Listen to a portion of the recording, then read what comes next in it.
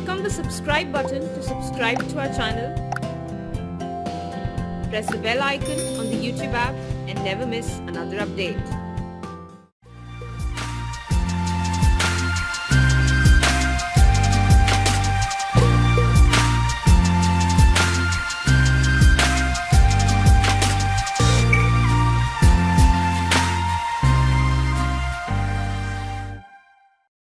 Good afternoon, everyone. Today we have with us Ms. Pujya Priyadarshini. She has secured All India rank 11. Can we have a big round of applause for her? Thank you. Just to give a brief introduction, she hails from Delhi. She has done her schooling from DPS Arkepuram. She has also done graduation from SRCC, and then later on went on to do masters in public administration from Columbia University. She has also been working all this while, first in the PricewaterhouseCoopers, and then in Reliance Foundation. So she has a good track record as well. So you guys, and also she prefers for IFS services, so you guys can have questions oriented accordingly. Yes. So I invite her for the talk, and over to her. Thank you. Yes. Thank you, sir. Thank you so much. Hi, everyone. How many of you are writing prelims? First question. Okay, sizable number. So I will keep it brief for your time as well. But yes, as he mentioned already, I have been fortunate enough to be rank 11 this year. I think he's done all the introductions right for me. So if I were to directly get into how I did it, see, whatever I might talk, I'm supposed to talk to you about my strategy here. But please remember, this is how I cracked it. Someone else will give you a different version of how they cracked it. There is, I don't think, a one version of how to crack the UPSC. So listen to me. If it works for you, great. Doesn't work, figure out your own strategy. I'll tell you what I did. So I'll just break it up into the process that this examination is. That's the prelims, the mains, and the interview. So starting with the prelims, I think that is what's coming up, most important. I think you have 30 days odd to go, maybe a month. Limit your sources at this stage. I think everyone would have told you this by now. Figure out what you want to study from where and just stick to it and revise thoroughly. I mean, if I take examples, if you take history, I only did the NCERTs. NCERTs for medieval, for ancient, for modern India, even for art and culture, which is, I think, everyone dreads the most. Where will that come from? NCERT. Nothing beyond that. Polity, Lakshmikant. Know it page by page. You should know what chapter has what articles and where is tribunals in this and where is the, all your constitutional bodies. So know your sources, try and limit them. And the second thing that I would say at this stage for the prelims is going to be do your mocks well. I mean, I used to do a mock a day in the run-up to the exam. And trust me, that's what sailed me through, because it was, if you've seen the 2018 paper, it was a tough paper. And it was a tough paper for everyone, not me individually, not two people, but everyone. When I used to write the mocks, for example, I did about 80 mocks before I went in for the actual prelims, which was, I think, on the 3rd of June last year. So I did 80 mocks, and in that I realized that there is no cutoff you can work with. I need 110, I need 120. The paper will determine the cutoff. So don't work with a cutoff. But what I realized was that I have to at least attempt 80 plus questions to feel at least confident that I'm in the game. That's what I used to work for. I will try and do 80 plus questions. And throughout that process, I tried to do that. But when I went for the exam, I read the paper and I realized, boss, I can't do 80 questions. There is no way I'm going to do 80 questions. I'm going to go into the negative if I try. I did 60, 65. So that understanding that, yes, this is a tough paper, this is how much I want to guess, or this is how much I know for sure, that comes with mocks.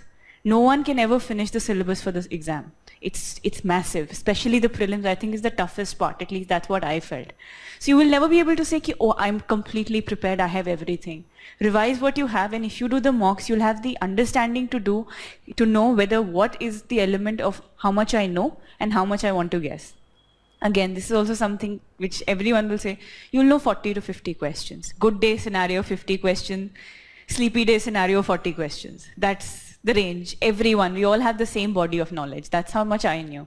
Beyond that, it's going to be intelligent guessing, smart guessing. Engineers have a different formula of guessing. Everyone has a guessing formula. You will also have one. So that works. But how much of it you want to do is something mocks will prepare you for.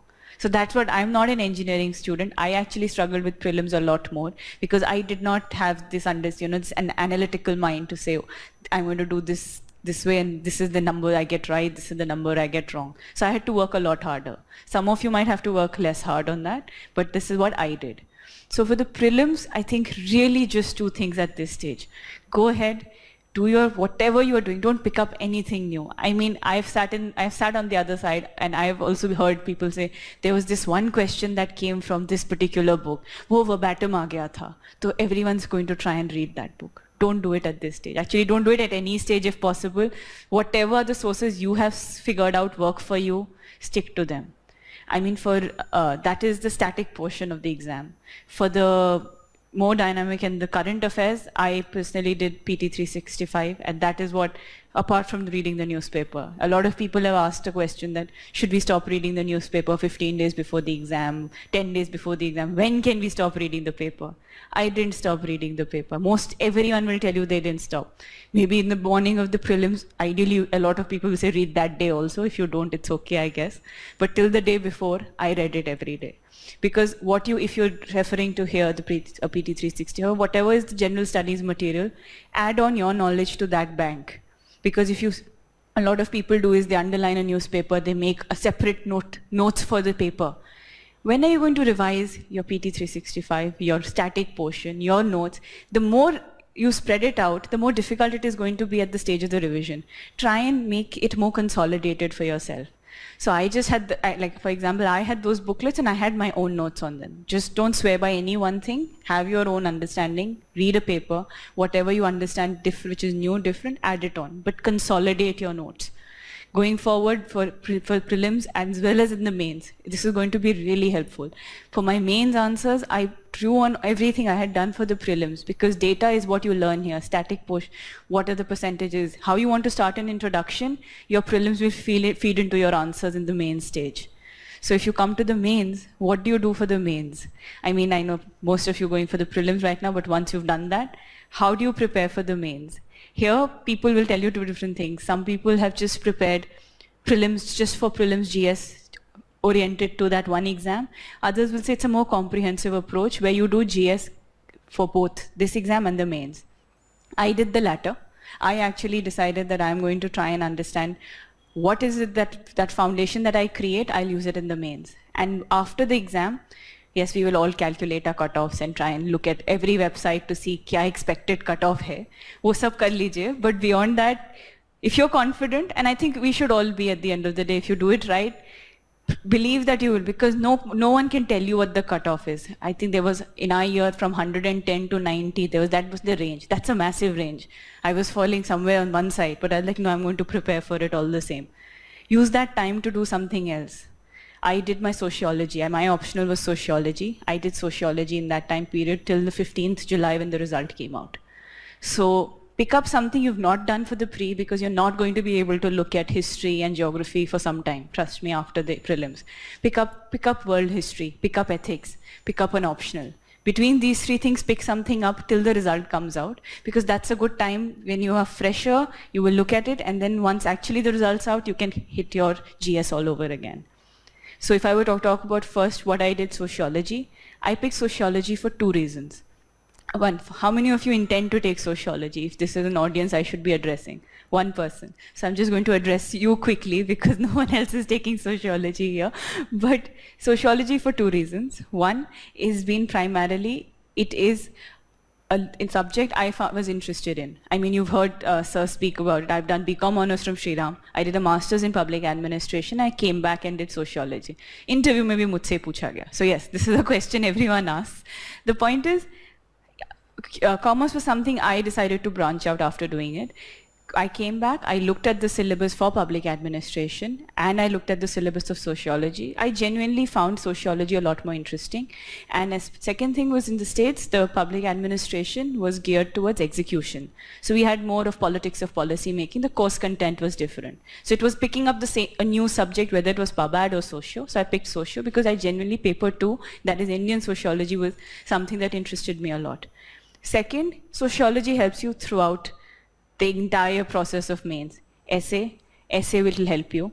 For example, we had customary morality in part B this year.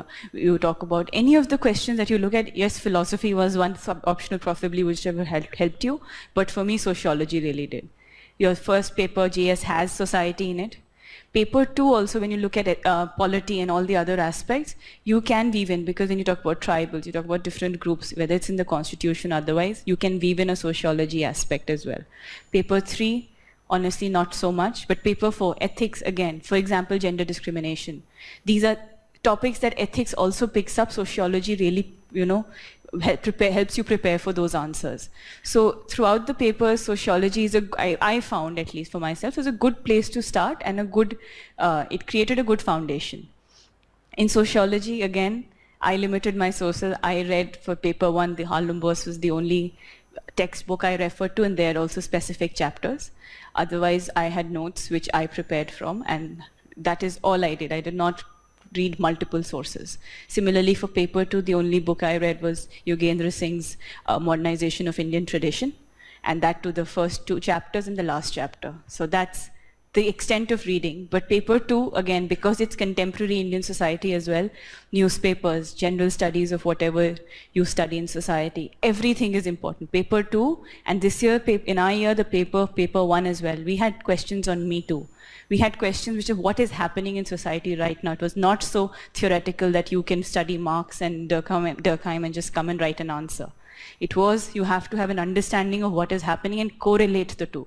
So if you take sociology, read newspapers with that idea in mind. Read whatever you do with the social aspect as well, which you can incorporate in your answer.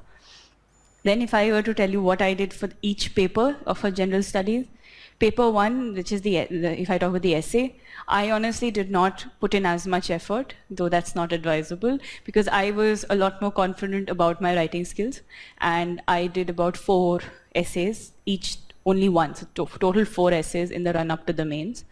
And in the exam, what I did was I tried to pick a topic which I felt was not necessarily everyone would do. So if you look at paper part A, poverty was one topic which everyone felt was the simplest to attack. I didn't attack that for just that reason, that poverty is going to be the simplest one. So I went into the border management, which was, I think, the second easiest, but I still attempted that. There, one was, fearful that this should not sound like a security answer while I write it. So be careful, be mindful of that. Similarly, in part 2 as well, customary morality was one. There were others that were slightly simpler. I did the last one, which was on reality does not conform, but reality does not conform the ideal, but confirms it. It's a tricky one, but I tried to attack that because I was like, this is different, and it was interesting also. I found that topic interesting. So what I did for the essay was these 4 practice papers, and I don't study before the exam. So last 2 days, I packed my books, and I was like, now let the mains come. I used to listen to TED Talks, and I heard a few commencement speeches. Why? Because they give you nice openings. They might give you a nice idea of how to write an essay. And actually, in part B, commencement speeches really helped me. So this is just something I did. You might want to, if you're someone who actually sits and revises till the last day, there are people who do that, go ahead, do that. I just couldn't. I need a fresh mind. So like 2 days before, it was started on a Friday, Wednesday, and Thursday, I did not study. I did all of this just for the essay. So figure out what works. This is what I did for the essay. For the main four GS papers, again, one is limited sources, whether it's paper 1, paper 2, 3, or 4. I had also given the mains in 2016. So something which I would like to say that I did and I learned between 16 and 18, which was different, was in 16 also I worked very hard. I used to write all my answers myself. I never joined a test series. I never had a second eye on my paper. So while I got through the mains that year, my marks were very low. This year, the thing I did differently was I still practiced on my own, but I also joined a test series. I used to try and do a 3-hour paper on my own, but once in a week, I would come and write an answer here, and get that checked. That really helped me. Why? Because I realized how everyone talks about the skill and art of answer writing. There is something, but it's different for everyone. So figure out what works for you. For me, I think there's enough conversation about drawing, how presentable it should be, what charts you should have, what maps you should draw. For me, I have a terrible handwriting. I was told that every single time, that no one's going to read it, it's illegible, though your content exists. I realized I cannot change that at this stage in my life. What I can do is try and at least, if I'm writing a topic and I know this is relevant to the content, just underline it and move on. So that is the extent of beautification I tried to do, because I knew I am battling something where there are people with very presentable and beautiful handwritings out there. So it'll help you identify what is your weakness, and in that process, how you can make it your strength. And if not your strength, at least overcome it. And second, I learned, for example, in 16, there was a question on urban floods, if I'm not wrong, which was the same across. It was there in paper 1 and I think 2 and 3, or at least 1 and 3. I wrote the same answer for both. Because jo aata tha sab likh ke aage, khud hi likha tha. One had never practiced it, and no one had ever told me how to write it. I realized that that's not how you're supposed to do it. Think of what paper you are in. Are you in paper 1? Is that only a geography question that was being asked then? When it was asked in paper 3, it was a disaster management orientation that I need to bring in. If it's paper 2, do I need to talk about governance? So this understanding, honestly, for me, developed this year, and I think that did help me do better. And this year, I was not sure, but I was told that trade wars, I think, was a question that overlapped. So I'm sure when I had written that, it would have been different in the 2 papers, because the ask of the paper and your expectation is different. So these are the small things that I learned while I was doing a test series. And that really made the difference for me. Apart from that, how I used to practice, I used to try and do a question full length in the last 1 month, actually a full length paper. And whether it's comprehensive, whether it's thematic, I think answer writing on a daily basis, if you don't do 3, do some amount, is a non-negotiable. That is the only thing that's going to keep you in practice. It's the only thing that's going to prepare you for the randomness that you might feel at that point of time. Not that the mains are very structured, but there will be invariably a question, you're like, how do I answer it? If you have the flow and the practice, you'll be able to, get yourself and wrap your head around that question much better at that point. And that's why when I said in optional as well, every day in the night from 10 to 11, I used to do socio. I used to do 2 questions of paper 1 and 2 questions of paper 2. This was something I did this year, because I realized answer writing for sociology also has to be done every day. So if you're not interested in your optional subject, you're not going to be able to do this after a full day of padhai.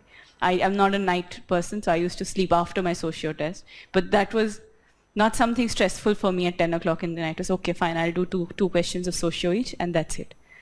So answer writing and limited sources is something, again, that's going to really hold you in good stead in the mains.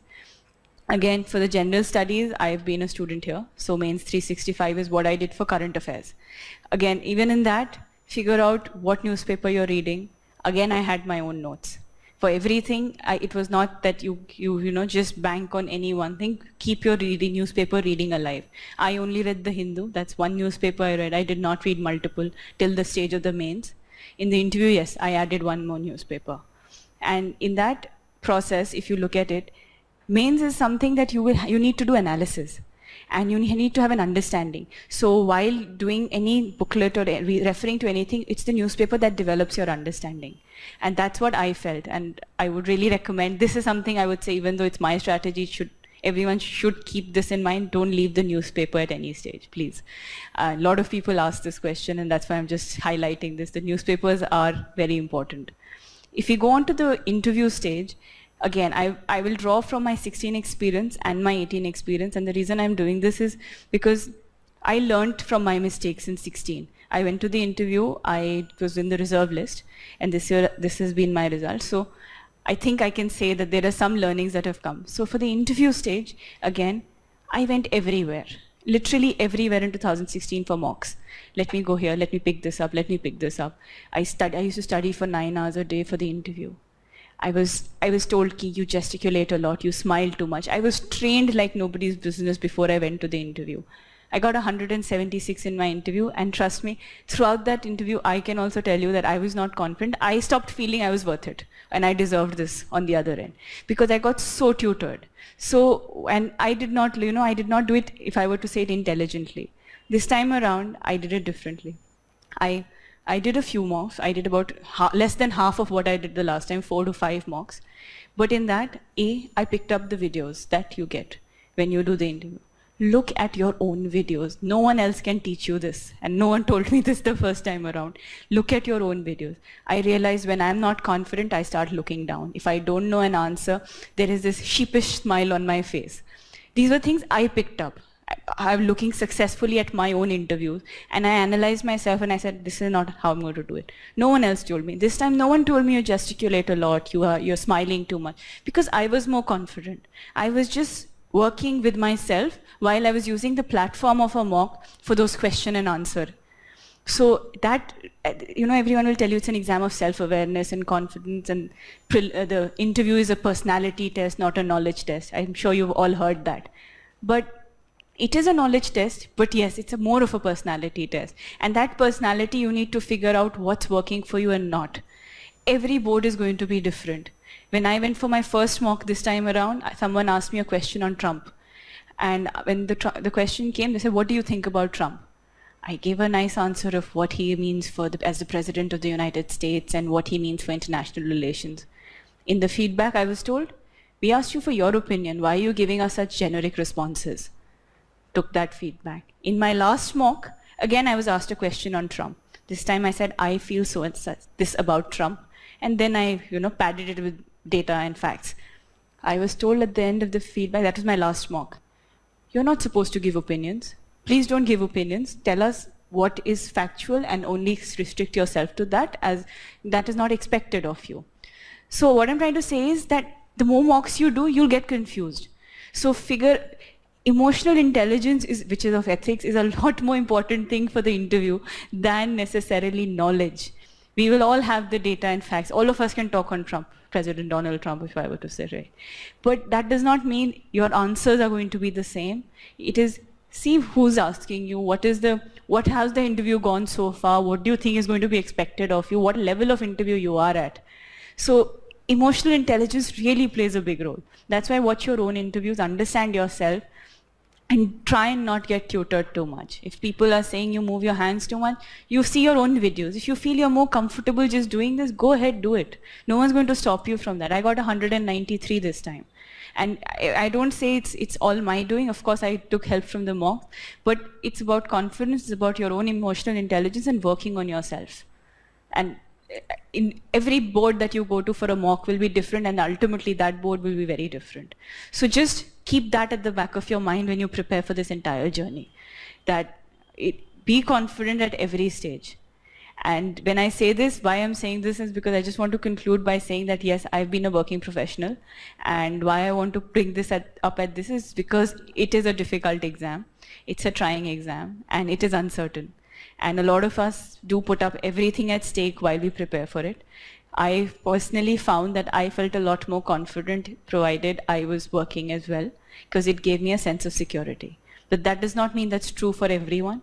Whatever is the thing that gives you confidence in this exam, whether it's having a job, whether it's having a plan for further studies, or whether it's actually feeling I can put in 10 hours without having to answer anyone in this exam, that's just prepare for this. Go ahead, do that.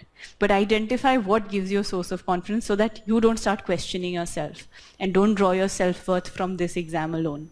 It's a long process. You're just starting out. There's at least a year to go. So please identify what it is that gives you confidence and keep that happening for you throughout. So that's what I would like to say. Best of luck. But if you have any questions, I'll ask you. You can ask me and I'll answer. Sorry. Yes. Hi.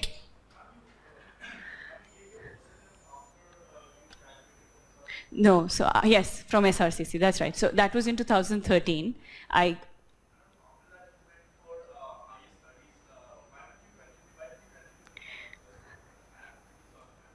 Yeah, sure. So that's what I'm telling you. You have to understand when you're prepared for this exam. That stage it was that, yes, I'm finishing my graduation. Let me, go ahead, give this a shot at this point of time. But I had secured my master, I'd given the GMAT and the GRE. So I was not ready at that point to actually undertake this journey. I was very keen on my master's. I had the opportunity of going to the States. I wanted to do that. So that understanding of where in your life cycle you are and where you want to take this risk and not is an understanding which I also developed much more slowly than many other people. So yes, that's why. Any other questions here? Yes.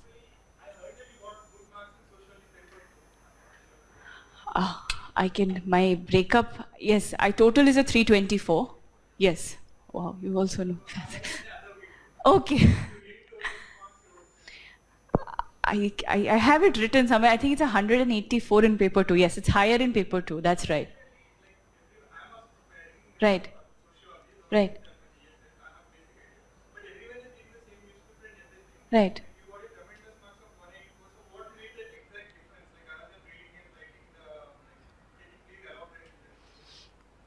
See, for paper 2, I honestly, no textbook can prepare you for paper 2. Paper 2 is really about drawing examples from contemporary India.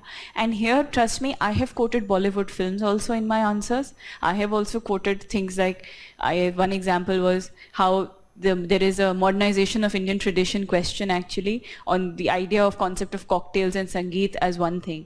So a general awareness of what's happening in the society currently and drawing from it. These are not examples that are necessarily given to you in any textbook. So that was one thing that I would say really made the difference, that I drew on examples that were today and relevant. Second, I drew a lot of my, whether it was my introduction or a conclusion from paper 1.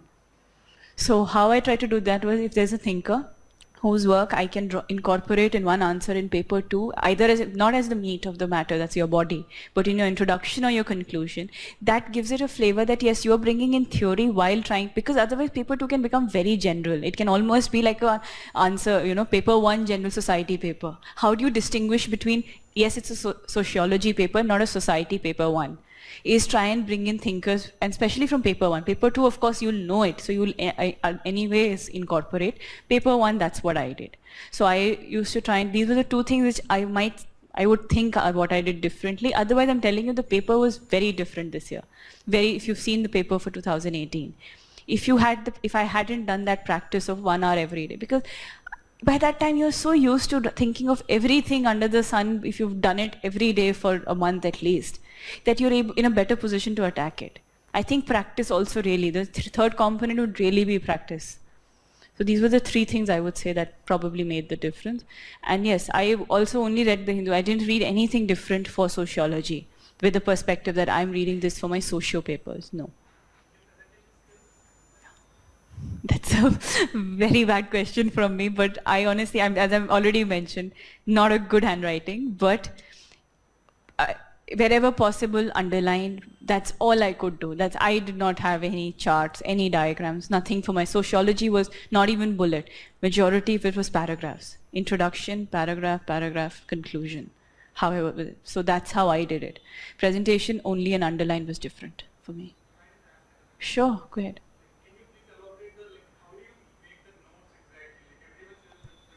Can you explain it? Can you explain it a bit in detail? Like, how do you write? Like, you read one thinker and make a short notes on the same day, or you used to repeat from multiple sources and make a summarize, and like, how do you like revision or?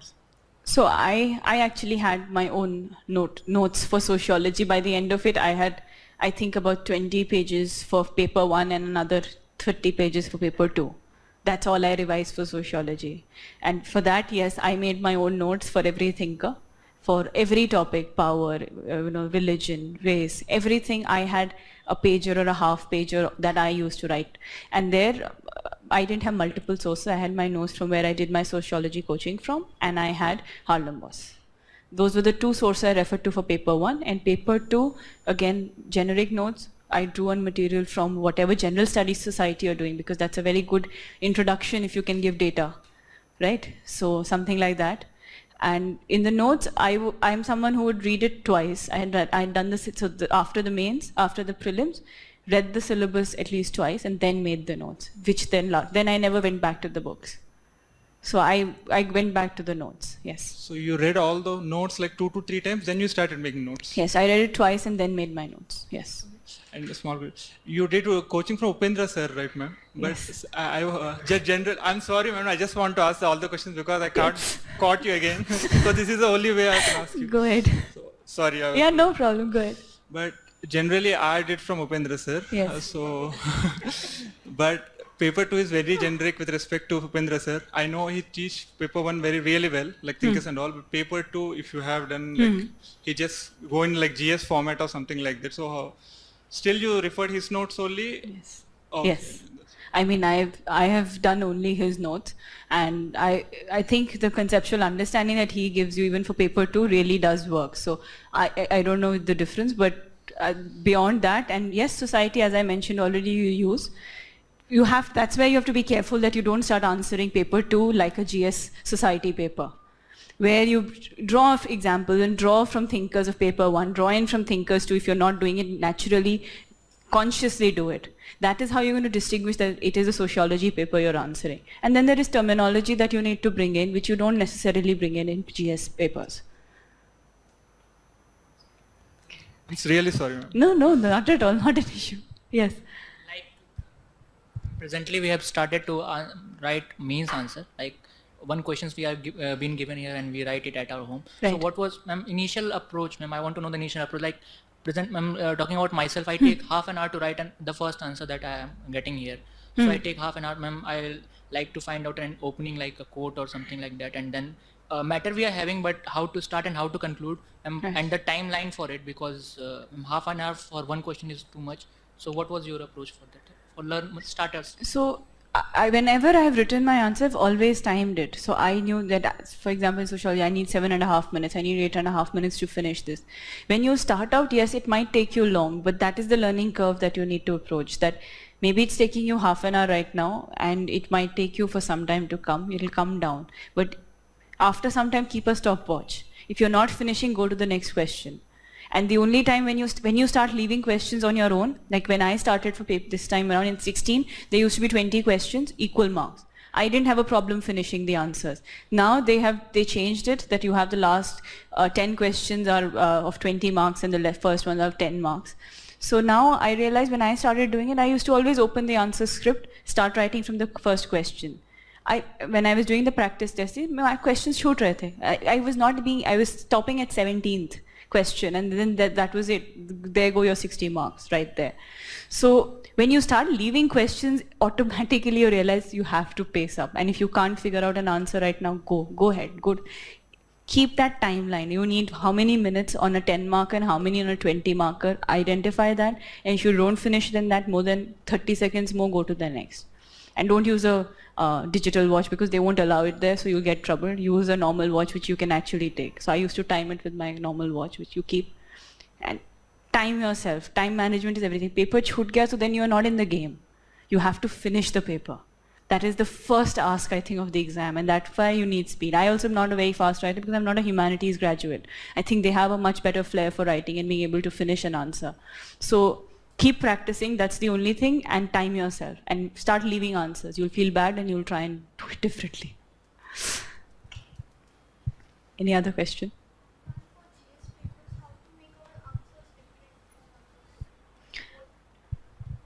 So for example, for my GS papers, how I tried to make the answers different is what I learned this time around. For example, if you're starting in paper 1, your introduction has to be different than if it was a paper 2, where if it was paper 2 and I'm doing polity, I would start with something like, this is the article that this refers to. Start with the article. If you're doing IR, try and see till what point, what data do you know about the two countries' relationship. Paper 3, I think, really stats.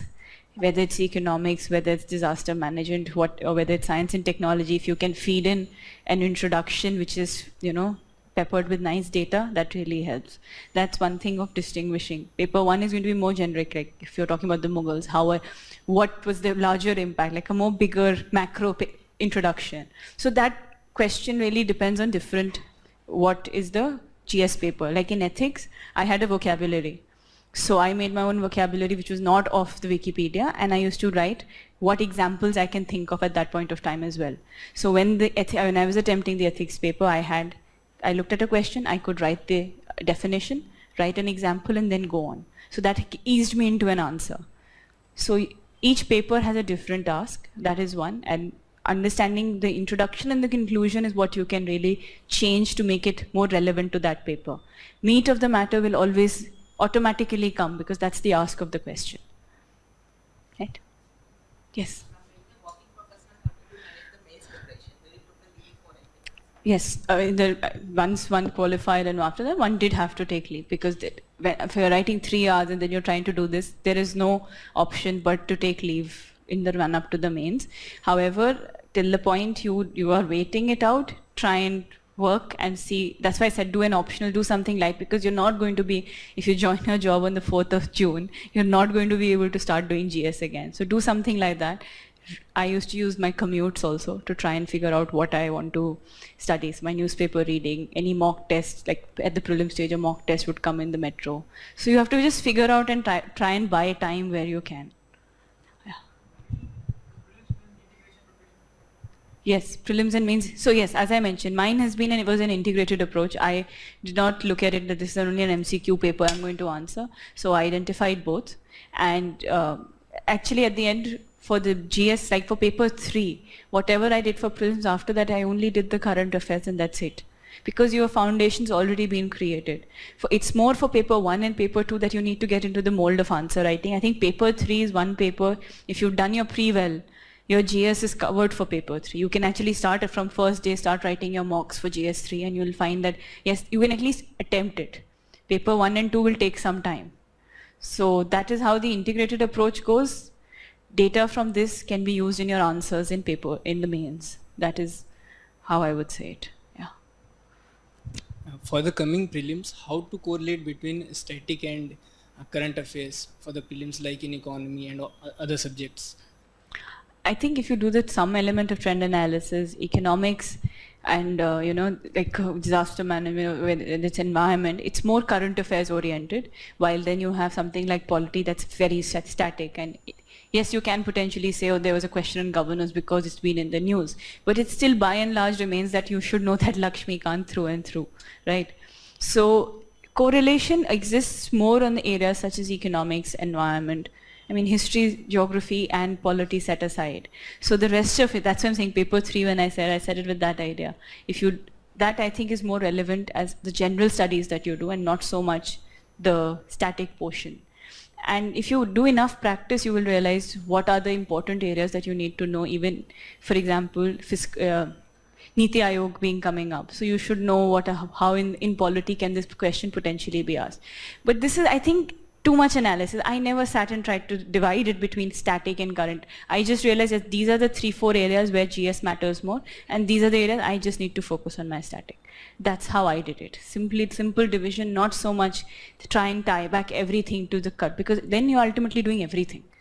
So you need to limit your own understanding and just revise what you have done so far. Right? Yes.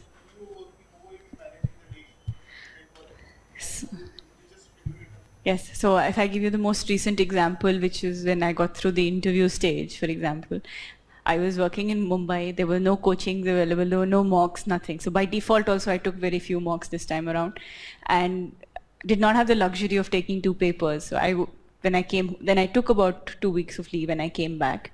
But beyond the entire run up to the interview, I was working there. So I used to try and listen to some things on the way to the office. In the office, whenever, when I was coming back, I would listen to something. In the evenings is when I used to study. I had a very early morning work, so I could not. So I used to study till 12 in the night. Weekends were dedicated to trying to figure out some padhai. But that is interviews lighter, so it's not a fair thing to say. For the prelims and the mains, yes. How I would say is that you, at least being in the private sector, you could never say, I'll be back at 7, I'll be back at 8. It can be 9, it can even be 6. So I would set a deadline that, say on the 15th of this month, I want to finish X amount of course. However I do it, that's my problem. And then that is not time bound. Whether it means I'm pulling an all-nighter, or I'm just studying on the weekend, or I'm doing a little bit of portions in the metro or otherwise, that I figure out. But I knew that the hard deadline I was working was 15th for a particular topic. I think that really worked for me. So I was not the, master of my own time, but I was a master of my own deadline, that I have to meet this deadline. So it really depends. Some jobs have more flexibility. You know the timings. You will come back at a certain hour. So you can plan it differently. I could not do that. You had a question. Yes. Is your writing approach is same as optional or different? So society answers are more about, are more generic, I would say. It is still specific to that topic if you're talking about dowry or if you're talking about female feticide, for example. It is very specific. You try and start with data. You speak about the pros and the cons, whatever they ask of the question. In sociology, if I were writing that answer, I would try and bring in more sociology, the terminology that's more relevant, how it's, whether it's patriarchy, whether it's, gender-based discrimination, whatever be the language I want to, my language would change, I would say honestly. So that's how I would distinguish. But yes, if there is a question on women at the workplace, that is going to have, the Sexual Harassment Act at the workplace in both my answers. There is going to be a general thought that it should not be the case, and all of that will not change for both the optional and the GS. How I write it will change in the two. I'll try and draw in on any thinker who said something about this. What has been the feminist thought? I'll bring in my sociology answer, which I will not in a GS answer. I will not talk about feminism and other aspects. Yes. You had a question. Sorry, she had a question. Yes, so for ethics, as I mentioned, in 16, I just went on the understanding that it's a generic paper. One can answer it, because if you read it, it's not something you're like, I can't respond to this if I'm asked. So that's how I did it the last time around. This time, two things I changed. One, on a more mechanical thing I changed was, I did my case studies first. And because that gave me, I took a lot more time to finish a case study than the first part. In part A, I had a set of vocabulary which I did not take from any material found here or on on any of the in the market, or say on the Wikipedia. I tried to create my own definition for it, whatever was my understanding based on reading definitions, so that it stayed with me. If you pick up any ethics module from anywhere, whether it's from Vision or otherwise, so that you get an understanding of what, for example, aptitude means. And you can even Google it and you will come up with a definition of what aptitude means. Then try and formulate what is it that, how would you want to define aptitude, and what would be an example that you will have for aptitude. What is the defining difference is an example, because I think paper in ethics, in part A, if you can, the more you can bring on strong examples, that really makes a difference. And I had a set of examples in my mind when I went in, and I could use them for, I could twist it around to make it either for an aptitude or for, emotional intelligence. How I would weave that one train of thought into, that really helps, because it's an if you see now they have quotes and you have to come up with some answers. If you don't have the jargon that's needed, which is a set vocabulary, and B, examples, it'll be very difficult to do it at that stage. So these were the two things I changed different this time.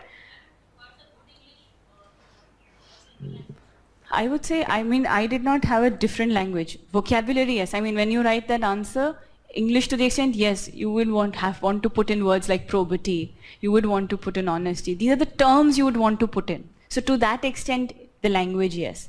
But not how your sentence structure is. I wouldn't say that is what you should stress on. Right? So the vocabulary of ethics, I think the syllabus also gives you a good idea of what are the terms you should really be well versed with, which you can then put down in your answers. Ma'am, please focus your particular preliminary strategy. Exactly from when you start your preliminary preparation and how, please tell. Okay, so that's really long ago. But what is relevant, I would say, is, see, whenever you start at whatever stage, I learned when in 16 is when I really got down to saying that I'm going to do this. And then that's what I followed in 18 as well. I did, one I've already told you, I didn't limit my sources the last time around. Trust me, I did. What sources? Huh? What sources? Like for what books you refer to. So for example, in 16, for history, I was trying to do everything I could find. I was even doing a Tamil Nadu textbook. I was doing, that's what I was trying to tell you, that everyone is telling you 10 things. There was a question from here, there was a question from here, I'd refer to it. I did all of that. When one did, I think the cutoff for that year was 116. I had an exact 116. I think that was just because the paper was, one lucked out there, but one had spread oneself very thin. This time around, I didn't do that. I had only the NCERTs for history. I had only the NCERTs for geography, 11th and 12th, not 6 to 11. I'm telling you, only did what was relevant, I felt. Only that, polity, only Lakshmi Kant, and then general studies for the rest of the paper, primarily. So I did only this much material, but I did this very well and very thoroughly. Like at the stage of the prelims, if a question on polity comes up, know what page it actually is relevant to for Lakshmikant. And I'm not joking about this. This is how well versed you have to be with that. But second is mock papers. Like, cannot tell you how important that is. That is something, because I told you, struggled with prelims because I'm not an engineer. I don't have that analytical bend of mind. I'm more confident about mains than the prelims any day, because I know that is somewhere my strength lies. So I worked very hard for the prelims, and there mock papers really help. Do as many from as many places as you can, because every place will give you a different understanding and a new skill. I picked up different papers so that I could understand, okay, can I, with my body of knowledge, attempt different papers or not? So do that, run up. If you have 30 days, if you're giving it this time around, ideally do one a day. If you can't, at least alternate day. And don't forget CSAT. Yes, that's something I forgot. Don't forget CSAT. I used to do 2 to 3 questions every alternate day, just as maths, because that's the only thing I struggled with. Logic and English was something I was confident on. So if you feel maths, for most people, they can sleep through it and do it also, engineers especially, but I couldn't. So I did practice a little bit of the math. So that was the CSAT piece.